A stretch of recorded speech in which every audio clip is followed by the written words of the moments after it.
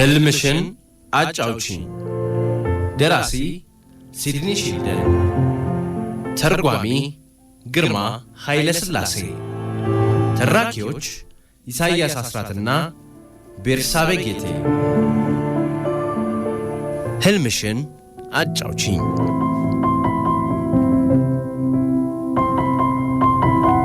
አሽሊ ለምርመራ ቀርባለች።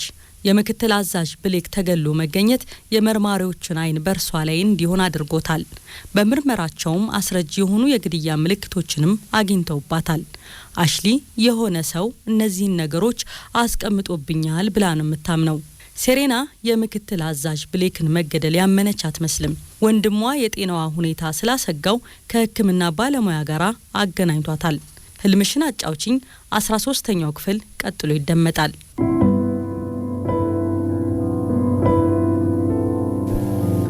እስከ ዛሬ ይኖሩ የነበረው ማሪና አካባቢ በሁለት ክፍል ውስጥ ተወሰነው ነበር። እርግዝና ሲመጣና ልጅ መውለድ እንደሚከተል ሲገባቸው ቤቱ እጅግ እንደሚጠባቸው አወቁ። እስከ ዛሬ ድረስ የተንጣለለ ለመኖሪያ ቤት ሊገዙ የሚችሉበት አቅም እንደሌላቸው አምነው ቆይተዋል። በዚህ ሰዓት ግን አንድ ዕድል አግኝተዋል። እሱም ዴቪድ የሚሰራበት ዓለም አቀፉ የኪንኬድ ተርነር ሮዝና ራይፕላይ የፍትህ ተቋም ባወጣው የሽርክና ዕድል ላይ የተሻለ ተስፋ አለውና ነው። 25 እጩዎች ለዚህ የአክሲዮን ዕድል ቢቀርቡም ዴቪድ የተሻለ ተመራጭ እንደሚሆን ሁሉም ተስማምተውበታል። ስለዚህ ይሄ የፍትህ ተቋም በሳን ፍራንሲስኮ፣ በኒውዮርክ፣ በለንደን፣ ፓሪስና ቶኪዮ ውስጥ ቅርንጫፍ ቢሮዎች ሲኖሩት እዚህ ግዙፍ መስሪያ ቤት ለመግባት የማይቋምጥ አዲስ የሕግ ተመራቂ አይኖርም። ዕድሉ ገጥሟቸው እዚህ መስሪያ ቤት የሚቀጠሩ ጀማሪ ሠራተኞች ትልቅ የአክሲዮን ተስፋ ስለሚሰጣቸው ያለ መታከት በቀን 24 ሰዓት ያለ እረፍት እንደ አህያ ይሠራሉ። እነዚህ ወጣት ሠራተኞች በዶሮ ማታ እየተቀባበሉ እንደ ኮሶ የመረረውን የሥራ ጭነት ይውጡታል። ለማታ ቃል የሚገባላቸው ዶሮ የአክሲዮን ዕድል ማግኘታቸው ሲሆን የሚጨልጡት ኮሶ ደግሞ በላይ የሚደራረበው ሥራ ነው። አንድ ሰው የሽርካ ዕድሉን ካገኘ ከፍተኛ ደሞዝ ከግዙፍ ድርጅት ትርፍ ላይ የድርሻውን ያገኛል። ከዚህ ተጨማሪ የግል መታጠቢያ ክፍል ያለው ሰፊ ቢሮ ይኖራል።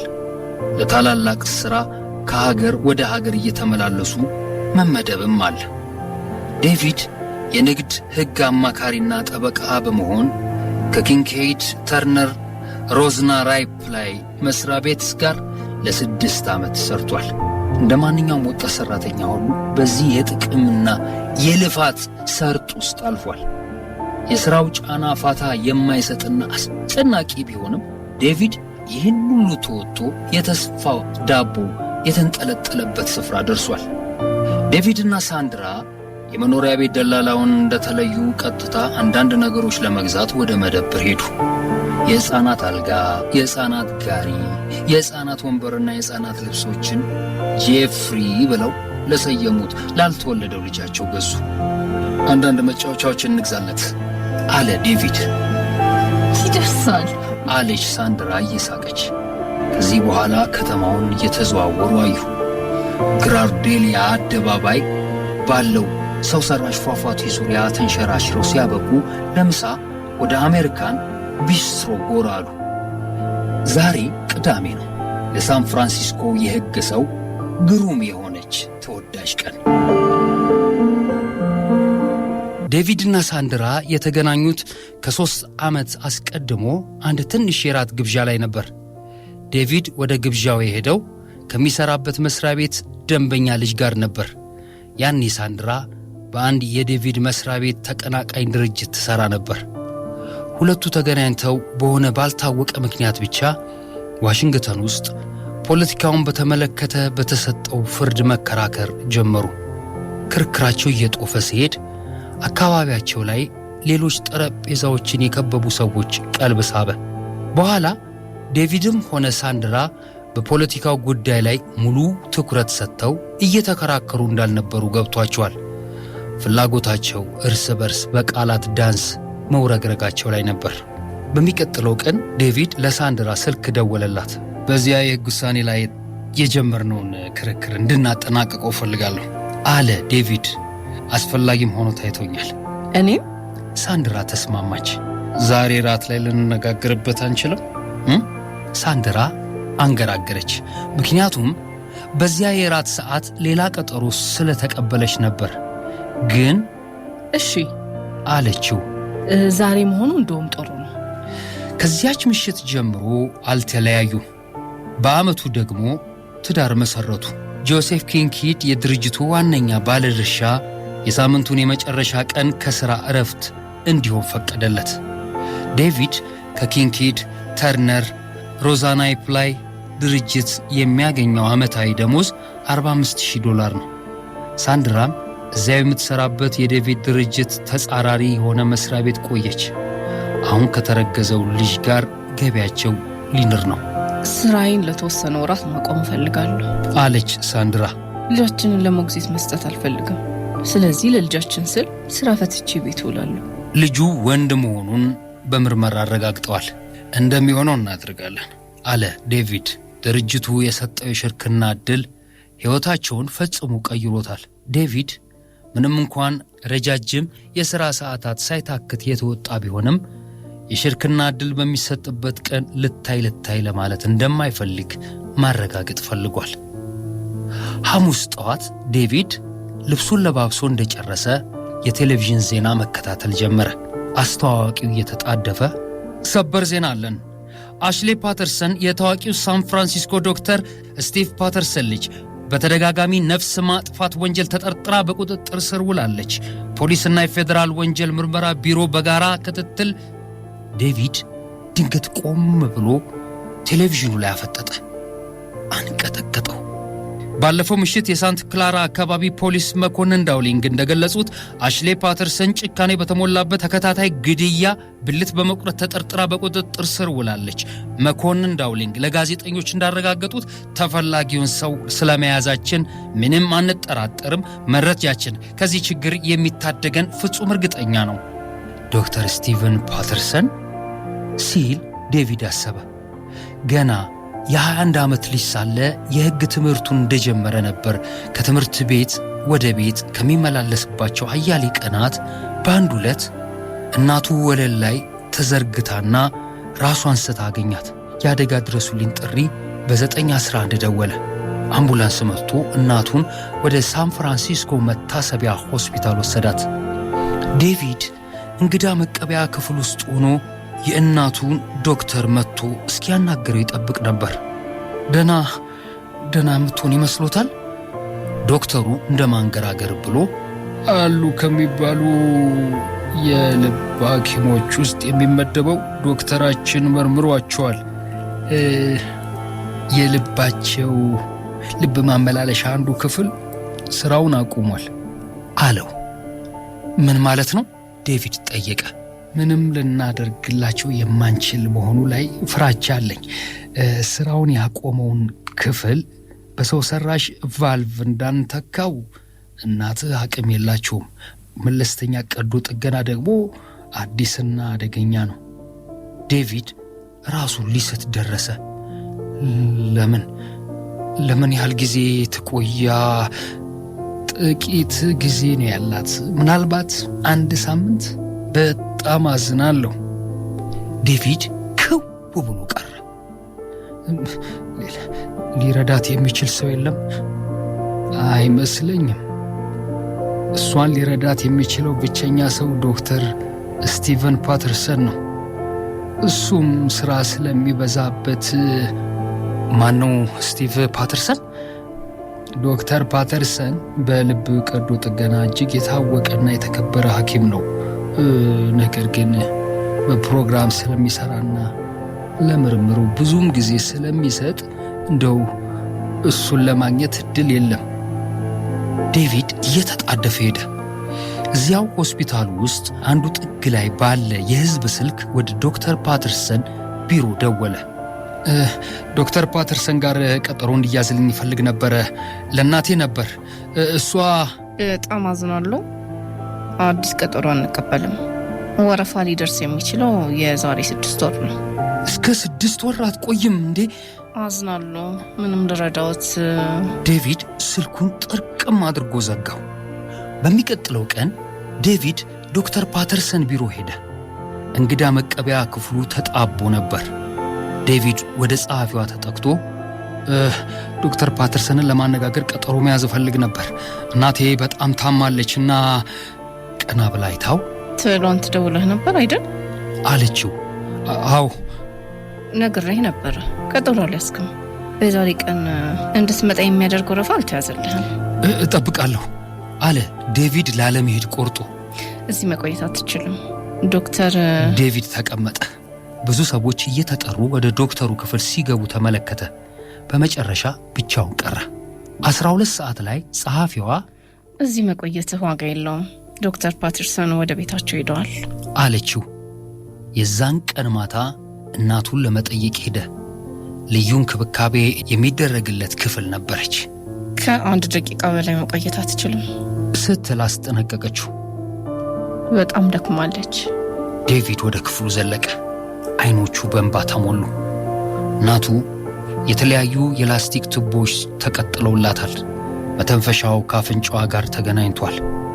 እጇ ላይ የተጠለቀም ነበር። ከተኛችበት አንሶላ በመጠኑ ገርጥታና ተነጻጽራ ትታያለች። አይኖቿ እንደተገጠሙ ነው። ዴቪድ ቀርቧት እኔ ነኝማ፣ አንቺ ላይ አንዳች መጥፎ ነገር ሲደርስ ዝም ብያ ላይ ትድኛለሽ። እንባው እየተንደረደረ በጉንጮቹ ላይ ይወርዳል። ሰምተሽኛል? ይህንን ችግር አብረን እንወጣዋለን። ችግሩ ምንም ይሁን ምን በእኔና በአንቺ መካከል ቦታ የለው። ዓለም ላይ የተሻለ የተባለውን ዶክተር ለማግኘት ሄዳለሁ። እዚሁ ቆይኝ፣ ነገ መለሳለሁ። አጎንብሶ ሳማት። ነገ በሕይወት ተጠብቀኝ ይሆን? በማግስቱ ከሰዓት በኋላ የዶክተር ፓተርሰን ቢሮ መኪና ማቆሚያ ሄደ። የቦታው እንግዳ ተቀባይ ወደ ዴቪድ እየቀረበ የምረዳ ነገር አለ፣ ባለቤቴን እየጠበቅኩ ነው አለ ዴቪድ። ዶክተር ፓተርሰን ጋር ገብታለች። እንግዳ ተቀባዩ ሳቀ። ዶክተር ፓተርሰን ትልቅ ሰው ነው አለ። አንድ ውድ መኪና እንደሚነዳ ነግሮን ነበር። ዴቪድ ለማስታወስ እንደፈለገ ሁሉ አሰብ አድርጎ ካዲላኩ ነው። ሰውየው ራሱን እየነቀነቀ አይደለም አለ። አንድ ጥግ ላይ የቆመች ሮልስ ሮይስ መኪና እየተመለከተ ያቺ መኪና ነች አለው። ዴቪድ ልክ ነው፣ ካዲላክ መኪናም አለኝ ሲል የሰማው መስሎኝ ነበር፣ አልደነቅም በማለት እንግዳ ተቀባዩ ሌላ መኪና መምጣቱን ስላየ ወደዚያ ሄደ። ዴቪድ እንደ ቀልድ ባለ አኳኋን ወደ ሮይልሷ መኪና መራ። ማንም እንደማያየው እርግጠኛ ነበር። መኪናዋን ከፍቶ ኋላ በር ስር ገብቶ ወለሉ ላይ ተኛ። አልተመቸውም። ቁርቋሬው አያስተኛም። ቢሆንም ዶክተር ፓተርሰን እስኪወጣ እዚያው ለመቆየት ቆረጠ። 12 ሰዓት ከሩብ ላይ ዴቪድ የጫማ ዳና አደመጠ። የፊቱ በር ተከፍቶ አንድ ሰው ገባ። ሞተሩን ቆስቁሶ መኪናውን አንቀሳቀሰው። ደህና ደሩ ዶክተር ፓተርሰን። ደህና ደር ማርኮ። መኪና ማቆሚያውን ለቆ ወጣ። ዴቪድ መኪናው ሲታጠፍ ታወቀው። 2 ደቂቃ ያህል ጠብቆ በረጅሙ ከተነፈሰ በኋላ ከወለሉ ላይ ተነስቶ ኋላ ወንበር ላይ ተቀመጠ። ዶክተር ፓተርሰን በፊት ለፊት መስታወት አየው። በተረጋጋ ድምፅ ማገት ከሆነ ገንዘብ ይዤ አልዞርም አለ። መኪናውን ይታጠፉና ቅያሱ ጋር ያቁሙት። ዶክተር ፓተርሰን በሽታ ራሱን ሲነቀንቅ አየው። እንደተባለው አድርጎ መኪናውን አቆመ።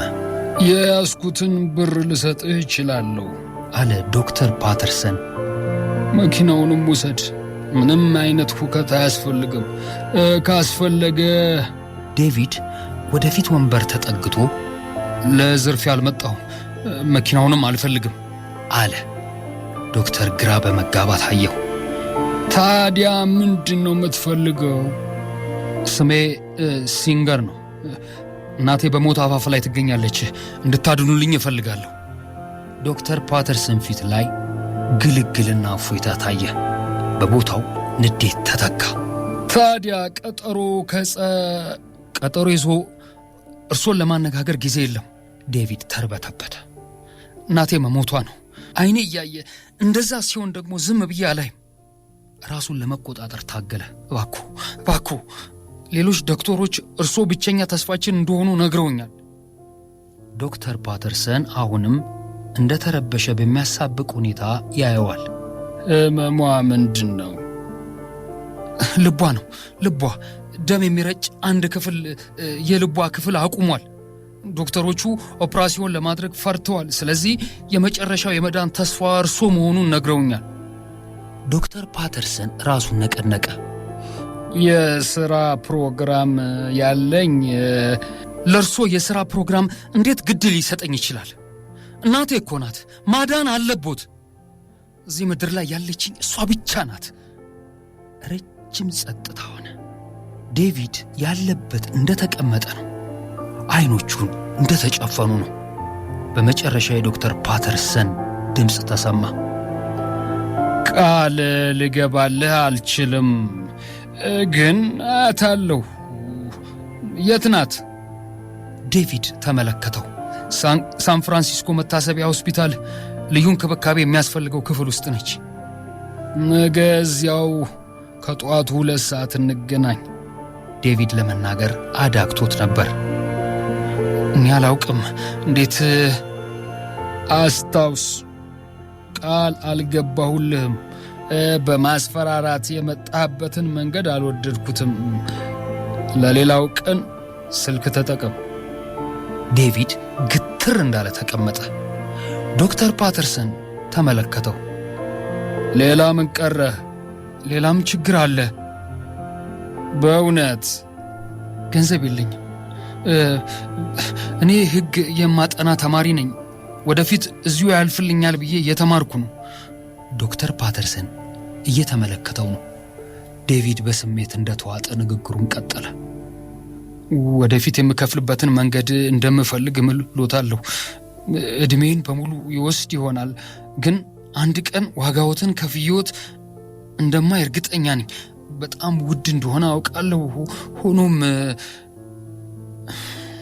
ያንን ታደርጋለህ ብዬ አላስብም። ወጣቱ ወዴትም የሚሄድበት ቦታ የለኝም። ዶክተር ፓተርሰን እየለመንኮት ነው። ሌላ ጸጥታ ሰፈነ። ምን ያህል ጊዜ ተማርክ? ምንም፣ ገና መጀመሪ ነው። ግን ክፍያውን አንድ ቀን እከፍላለሁ ብለህ ታስባለህ? ለሱ ቃሌን ሰጥቻለሁ። ከዚህ ውጣ። ዴቪድ ወደ ቤቱ ሲመለስ በፖሊስ እንደሚወነጀል ያውቅ ነበር። በጠለፋ፣ በማስፈራራት፣ በማስገደድ፣ በምን እንደሆነ የሚያውቀው እግዚአብሔር ብቻ ነው። ነገር ግን የተፈጠረ ነገር አልነበረም። ጭንቅላቱ ውስጥ ያልተመለሰ ጥያቄ የሆነበት ዶክተር ፓተርሰን ወደ ሆስፒታል ሄዶ እናቱን ያይለት ይሆን የሚለው ነው። ዴቪድ በማግስቱ ጠዋት ወደ ሆስፒታሉ ልዩ እንክብካቤ ክፍል ሲሄድ ዶክተር ፓተርሰን እናቱን ሲመረምር እዚያው አገኘው። ዴቪድ ፈዞ ቀረ። ልቡ ፈጠነ። ጉሮሮው ደረቀ። ዶክተር ፓተርሰን ወደ ከበቡት ዶክተሮች መለስ ብሎ በሉ ወደ ቀዶ ጥገና ክፍል ይዛችኋት ኑ አለ። እናቱን ይዘው ለመሄድ ሲጣደፉ ዴቪድ እንደ ህልም ባለ ንግግር ግን ትድን፣ እሱን አብረን እናያለን። ከ6 ሰዓት ጥበቃ በኋላ ዶክተር ፓተርሰን ዴቪድን ለማግኘት መጣ። ዴቪድ በፍጥነት ቆመ። እንዴትና የጀመረውን ለመጨረስ እፍረት አቋረጠው። አሁን በቅርቡ ደህና ትሆናለች እናትህ፣ ብርቷ ሴት። ዴቪድ እዚያው እንደቆመ ቆየ። ከፍተኛ የሆነ እረፍት ተሰማው።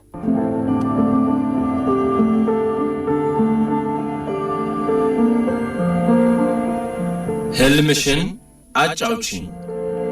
ደራሲ ሲድኒ ሺልደን፣ ተርጓሚ ግርማ ኃይለ ሥላሴ፣ ተራኪዎች ኢሳይያስ አስራትና ቤርሳቤ ጌቴ።